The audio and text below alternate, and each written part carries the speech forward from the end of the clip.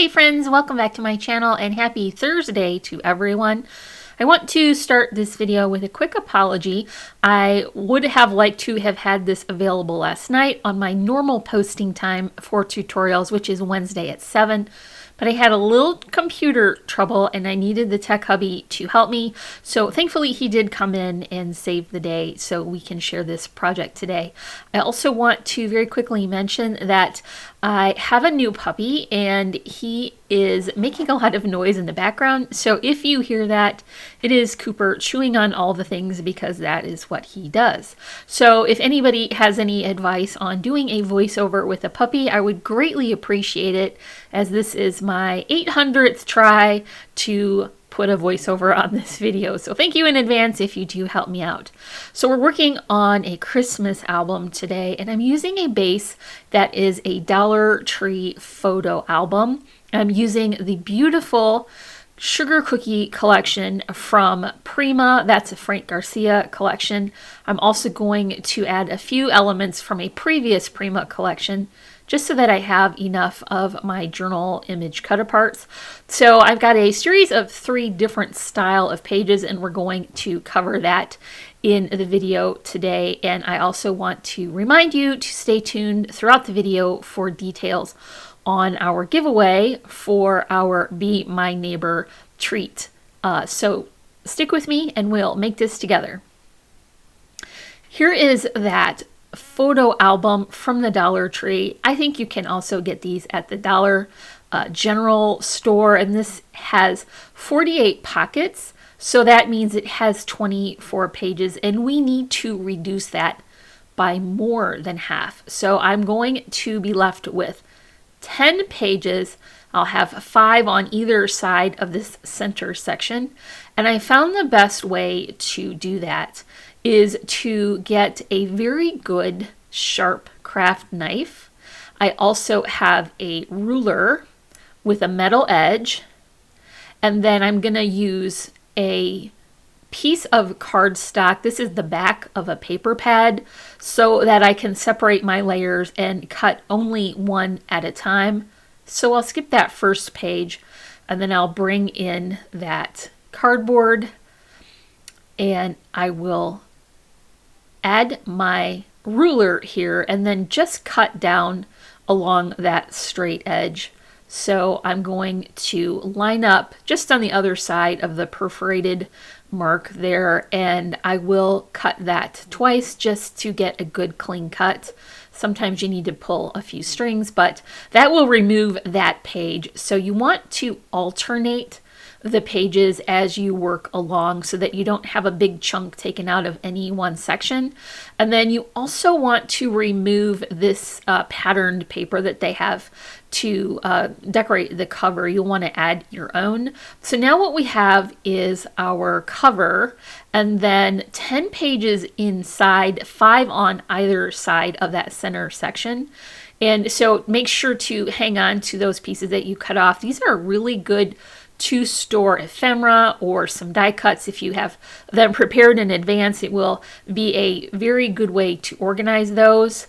Okay, now here's the book that we're going to work on today, and there are going to be 3 different page types. So I'll have a full page, a bottom of the page pocket, and a side of the page pocket. And so I am going to begin with that 8x8 paper pad. I've cut the first piece to be 8 inches high by 4.5 inches wide, and I scored it at 6 1/4. So this is definitely a place where you want to utilize those 2 glues. You'll have a better secure stick with that glue, and the double-sided adhesive will keep it in place while the glue sets up. So you don't have to hold every single piece until that glue is ready to be set. Okay, so on this edge, I have not cut my paper so wide that it goes all the way into that side because I don't want to add additional bulk. Here is 2 thin lines of my Tombow. That will help to seal up the pocket, and make sure to let that glue set up so that it will be a secure contact. Now what I've done is I've utilized the sheet as the pocket as well, and the reverse side has become a layering pattern. For the cover, I have my sheet cut to be 6 1/4 high by 4 1/2 wide, and this is just more of that previous Prima collection, but I think they have a very similar color palette, and so they often work really well together. That's a good tip if you are trying to use up older collections. You can add them to your newer ones and they will work pretty well. So here is a pocket. I'm going to add that image, and then we'll go on to the next pocket. So this piece is 6 1/4 high by 7 wide, and I scored it at 4 1/2. The reason I cut off some of that excess paper is just so there would be enough room to get things in and out of that pocket easily. And same thing for this, I'm using those two glues, pressing that into the corner and making sure that it lines up all along the side and the bottom. If you're just making this at home, go ahead and seal up your pockets before you add them to the book. I just wanted to share with you that process of how I am getting that pocket sealed up, because it is the reverse side of the paper. So this one also has more of that beautiful, sweet, retro deer pattern. I'm trying to coordinate the pages together best I can, and hopefully not create too many offcuts. I will be using those for the next set of pages, so I'm not quite too concerned about the fact that I have an 8 by 8 pad and I'm only cutting 4 1/2 inches off. So here is the left hand side. It is a full piece for this whole coverage.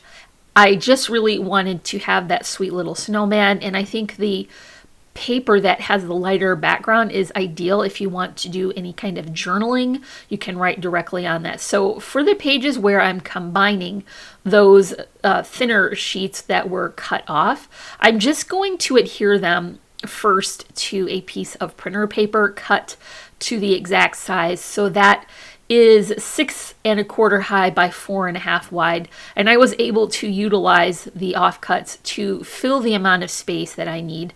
For this set of pages, I want to have a tip-in. This is another great place to utilize those offcuts. You can just create a little flap here that you can glue on to the back of your image, and then wrap that around and adhere that before you add this section to the book. So that will capture that tail, and then you'll have the tip-in on the outside. Don't put them on the inside of the page so you add a lot of extra bulk. That way this book will open and close easily. And so just keep on working with those two glues, and that will be the third set of pages. So going forward here, I am going to be repeating the process of these 3 pages. So I will have the exact same measurements and the exact same process to create the rest of the pages in this book. I thought it would be good to share with you how the book fills up as we're adding the layers, but we don't need to cover this process again because we're just repeating what we've already done. But I did want you to see how the bulk of the paper has been offset by removing such quantity of those pages. Now, one thing I really like about this particular album over just sliding the paper into the pockets is that you're really getting that nice paper feel. It feels more like a mini album as opposed to just filling a photo album up. You could also fill up those pages if you had a thinner, maybe a one-sided paper that isn't a cardstock quality. You would definitely not want to add wet adhesive to the back of that. You would get that kind of warping effect that would be just because that glue soaks through the paper fibers. So I would only recommend adding the thicker paper to the outside if you have a good quality collection like this one from Prima. And I also don't recommend using any kind of like cardstock border. Sometimes I would do that because that's just going to add a whole lot of extra bulk. And I will also recommend not adding anything into the pockets. It is tempting to have tags or inserts, but you do have to temper your amount of layering that you're adding because it is going to be a little bit full. You want to leave room for this book to be finished. So you want to add your pictures and you want to add maybe some little flat keepsakes and mementos to the pocket. So you really have to use some moderation as you're doing that. So if you want to utilize those pockets to hold inserts or tags that would pull from the top, this particular photo album has top loading pockets. You would probably consider going down to 8 sleeves, and then possibly you would have enough room. Now see how I'm holding that up. It did not get too bulky. There is plenty of room to add things to it. You will probably get some kind of wedge shape, but I really like that. I think it makes it look nice and full and chunky. But to begin with, this is a very reasonable quantity of layers on the inside. And so I think it works really well, remembering not to pull those papers all the way into where that fold is on the seam so that it will function properly. And so you can see that I've just created combinations of all of those pattern papers and put them together to create my pages. So for the back, you do want to finish this with the collection paper. You want it to look nice on the back as well as the front. And so I'm changing the measurement slightly because I want to add a piece of heavy cardstock. So that heavy cardstock is 6 1/4 high by 4 5/8 wide. And the pattern paper is 6 1/8 high by 4 1/2 wide. And that will give us a little bit of extra structure to the cover. I just tacked on my beautiful, really reasonable ribbon trim. I think that coordinates beautifully, that coral mini check. And I've got more of the plaid for that cover. Here is that doily. It's a rectangle with a scalloped edge. And then an additional image from that collection. I used a coved corner with a stitched edge just to give that detail. And then I also have a flower. I had made that previously for a Christmas in July series, but I still think that it goes so well with the Prima Christmas collections. So I'm adding that, and I didn't cover up too much of the ampersand, and it's perfectly easy to see the rest of the sentiment. So I'm not worried about covering the bottom of that. I've got a couple of charms here and I'm attaching those with string. I'll bring in a button to add in, that will cover the cut strings on top to give that a good finish look. And then I did also choose a couple of combinations of sequins to try out. I've got one that's white, one that have a little bit of an off-white effect, and then some that are pink. They kind of match that flower. I'm gonna choose the off-white ones. I just think that it is a good complement to the vintagey vibe of that Prima collection. So I'm just gonna pick 3. I'll add them with my Tombow, and that will help to secure them. This arrangement in this corner is a very good balance to. So before we go, I do want to draw the name of the winner of our Be My Neighbor contest. And you will remember, if you saw my last video, we created some fun neighbor gifts that had a base of the party favor bags from the Dollar Tree, and we created a folio that could hold a treat and a packet of cocoa. And so we did think it was going to be fun to have a giveaway of that folio to one person who entered our contest. I do have all the names of everyone who entered in this bowl, and in advance I want to apologize in case I get your name mispronounced, which is probably 100% going to happen because I'm very bad with names. But I do want to make sure that I thank everyone who participated, and I'll just shake up all of these names here to make sure that I have a good distribution of those slips, and then I will draw the name out, and the winner is